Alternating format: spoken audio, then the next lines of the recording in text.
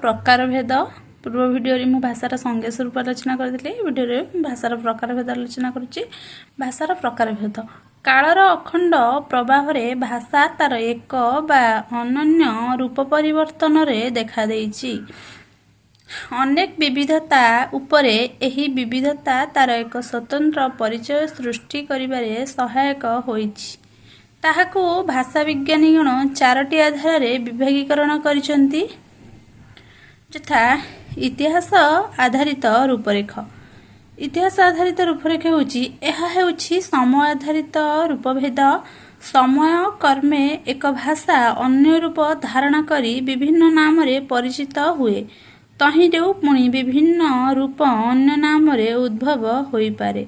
वैदिक संस्कृत ख्रीष्टपूर्व 1500 रु ख्रीष्टपूर्व 800, लौकिक संस्कृत ख्रीष्टपूर्व 800 रु ख्रीष्टपूर्व 500, पालीर समय सीमा ख्रीष्टपूर्व 500 रु ख्रीष्टपूर्व 200, प्राकृतर समय सीमा ख्रीष्टपूर्व 200 रु ख्रीष्टपूर्व 500, अपभ्रंशर समय सीमा ख्रीष्टाब्द 500 रु ख्रीष्टाब्द 100, नवीन भारतीय आर्य भाषार समय ख्रीष्टाब्द 1800 परवर्ती। एसबू हेला ऐतिहासिक रूप आधारर विवर्तित रूप। नवीन भारतीय आर्य भाषा एहीपरि ऐतिहासिक धारारे सृष्टि लाभ करिछि बोली भाषाविद मानकर मत। इतिहास आधारित रूपरेख तापर भूगोल आधारित रूपरेख। केतेक भौगोलिक कारण हेतु भाषार रूप परिवर्तित होइथाए और विभिन्न रूप विभिन्न नाम रे नामित हुए, यथा प्राकृत भाषार विभिन्न रूप महाराष्ट्री। प्राकृत भाषार रूप गुड़िक होउछि महाराष्ट्री, सौरसेनी, मागधी, पौषाची और अर्धमागधी। आधुनिक भारतीय आर्य भाषार विभिन्न रूप ओडिया, बंगला, आसामी, पंजाबी, गुजराती, मराठी इत्यादि। एही विभागीकरण भौगोलिक अवस्था सह संपर्कित। तापर आछि प्रयोग आधारित रूपभेद। भाषिकर स्तर जाति, धर्म, स्थान और गोष्ठी भितरे भाषार विभिन्न रूप रहिछि। एही भित्तिक रूपकु मुख्यतः तीनोटी उपाधार रे चिह्नट करा जाई पारे, यथा प्रयोग क्षेत्र, साधुत्व, भाषा साधु की असाधु विचार रे, प्रचलन जीवित ना मृत।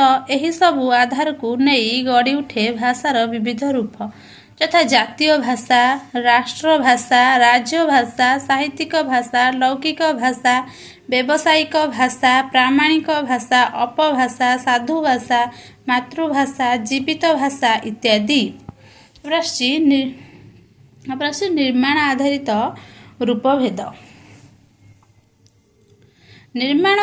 निर्मातार संख्या और स्तर भेदरे मध्य भाषार विविध रूप देखा जाए। जदि समाज भाषार निर्माता हुए तेबे यह परंपरा आधार हुए। यदि समाज भाषार निर्माता हुए तेबे यह परंपरा आधार हुए। सामाजिक स्वीकृति पाई यह प्राकृत भाषार सम्मान लाभ करे। अन्य पक्षरे जदि व्यक्ति विशेष एहार निर्माता हुअन्ति तेबे यह हुए कृत्रिम भाषा। फलरे भाषा निर्मातार बा नाम बा अर्जित ज्ञानर शाखा भितरे यह नामित होइथाए।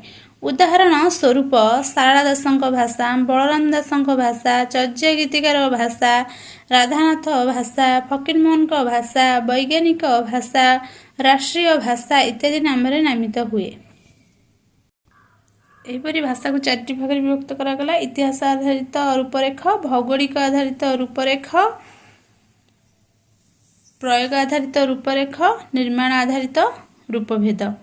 तापर भाषार विभिन्न रूप गुड़िक होउछि। प्रथमे मूल भाषा, जेउ बृहत भाषारू बहु शाखा भाषार उत्पत्ति होई थाए ताहाकु कहा जाए मूल भाषा। एही रूपे इतिहास केंद्रिक उदाहरण भावे भारतीय इंडो यूरोपियन भाषा को ग्रहण करा जाए। भाषा मूल क्षेत्र रे किछि काल रहिबा परे जनसंख्या बुद्धि हेतु भाषा ଭାଷୀମାନଙ୍କ ମଧ୍ୟରୁ କେତେକ ମୂଳ ସ୍ଥାନରେ ରହିଛନ୍ତି। ଏହିଭଳି ଭାବରେ ଭାରତୀୟ ମୂଳ ଭାଷାର ତିନୋଟି ମୁଖ୍ୟ ଶାଖା ଗ୍ରୀକ୍, ଭାରତ ଇରାନୀ ଓ ଲାଟିନରେ ଏବଂ ଭାରତ ଇଂରାଜୀ ଶାଖା।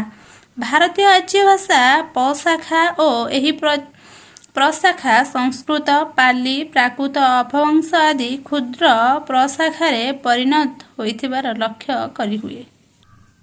ଉପଭାଷା କୌଣସି ଭାଷା ସମ୍ପ୍ରଦାୟର ଅନ୍ତର୍ଗତ ଛୋଟ ଛୋଟ ଦଳ ବା ଅଞ୍ଚଳ ବିଶେଷରେ ପ୍ରଚଳିତ ଭାଷାକୁ ଉପଭାଷା ବା ବିଭାଷା କୁହାଯାଏ। ଇଂରେଜ ଡାଇଲେକ୍ଟର ପ୍ରତିଶବ୍ଦ ରୂପେ ବିଶିଷ୍ଟ ଭାଷାବିତ୍ ଡକ୍ଟର ଭୋଳାନାଥ ତିୱାରୀ ବୋଲି ଶବ୍ଦକୁ ଗ୍ରହଣ କରିଛନ୍ତି। ଡକ୍ଟର ଭୋଳାନାଥ ତିୱାରୀ ବୋଲିର ସ୍ୱରୂପ ନିରୂପଣ କରିବାକୁ ଯାଇ କହିଛନ୍ତି, ବୋଲି କୌଣସି ଭାଷାର ଏକ ସୀମିତ କ୍ଷେତ୍ରୀୟ ରୂପ ଯାହାର ଶବ୍ଦଭଣ୍ଡାରର ରୂପେ ବାକ୍ୟ ଅର୍ଥ ଅପବ୍ୟକ୍ତ ଦୃଷ୍ଟିରୁ ସେହି ଭାଷାର ପ୍ରାମାଣିତ ଅଥଚ ଅନ୍ୟ କ୍ଷେତ୍ରୀୟ ରୂପମାନଙ୍କଠାରୁ କେତେକ ପରିମାଣରେ ଭିନ୍ନ। ଉପଭାଷାକୁ ଆଞ୍ଚଳିକ ଭାଷା ବୋଲି ମଧ୍ୟ ଗ୍ରହଣ କରାଯାଏ କାରଣ ଭୌଗୋଳିକ ବାତାବରଣରେ ଭିନ୍ନତା ବା ଅଞ୍ଚଳରେ ଭିନ୍ନତା ହେଉଛି ଉପଭାଷା ସୃଷ୍ଟିର ଅନ୍ୟତମ ସେତୁ। ଉପଭାଷା ଗୁଡ଼ିକ ଛୋଟ ଛୋଟ ଅଞ୍ଚଳରୁ ଉପଭାଷା ସୃଷ୍ଟି ହୋଇଥାଏ। ତାପରେ ଆସୁଛି ସ୍ଥାନୀୟ ଉପଭାଷା ବା ବୋଲି। ପ୍ରତ୍ୟେକ ଅଞ୍ଚଳରେ କଥିତ ଭାଷାର ଏକ ନିରୋଳା ରୂପ ହେଉଛି ବୋଲି। ପ୍ରତ୍ୟେକ ଅଞ୍ଚଳରେ କଥିତ ଭାଷାର ଏକ ନିରୋଳା ରୂପ ହେଉଛି ବୋଲି। ଭାଷାର ଏହି ରୂପ ଭୌଗୋଳିକ ସୀମା ଉପରେ ଆଧାରିତ, କିନ୍ତୁ ଏ ସୀମା ଉପଭାଷାର ସୀମାଠାରୁ ସଂକୀର୍ଣ୍ଣ। କୌଣସି ଗୋଟିଏ ଛୋଟ କ୍ଷେତ୍ର ବା ନିର୍ଦ୍ଦିଷ୍ଟ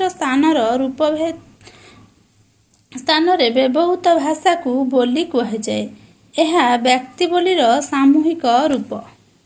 ବୋଲି ହେଉଛି ବ୍ୟକ୍ତି ବୋଲିର ସାମୂହିକ ରୂପ। ବ୍ୟକ୍ତି ବୋଲି କୌଣସି ବ୍ୟକ୍ତିବିଶେଷ ବା ପରିବାରର ବିଶେଷରେ ବ୍ୟବହୃତ ଭାଷା ହେଉଛି ବ୍ୟକ୍ତି ବୋଲି। ଧ୍ୱନି, ଉଚ୍ଚାରଣ ଓ ପଦପ୍ରୟୋଗରେ ଏହା ଭାଷା ଓ ଉପଭାଷା ଠାରୁ କିଛି ଅଂଶରେ ଭିନ୍ନ। ଏହି ଭାଷାର ସଂକୀର୍ଣ୍ଣତମ ଲଘୁତମ ରୂପ ରୂପେ ଅଭିହିତ।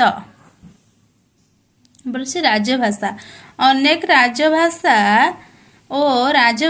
ସରକାରୀ ଭାଷାକୁ ଅଭିନ୍ନ ବୋଲି ଭାବନ୍ତି, କିନ୍ତୁ ଏ ଉଭୟ ମଧ୍ୟରେ ଅନେକ ସମୟରେ ଅଭିନ୍ନତା ଥିଲେ ହେଁ ଅନେକ ସମୟରେ ପାର୍ଥକ୍ୟ ଥାଏ। କୌଣସି ରାଷ୍ଟ୍ରର ରାଷ୍ଟ୍ରଭାଷା ଯଦି ସରକାରଙ୍କ ଶାସନ, ଶିକ୍ଷାଦି କାର୍ଯ୍ୟ ପରିଚାଳନାର ଭାଷା ହୋଇଥାଏ, ତେବେ ତାହା ସ୍ୱତଃ ରାଜଭାଷା ବା ସରକାରୀ ଭାଷା ପଦବାଚ୍ୟ ହୁଏ।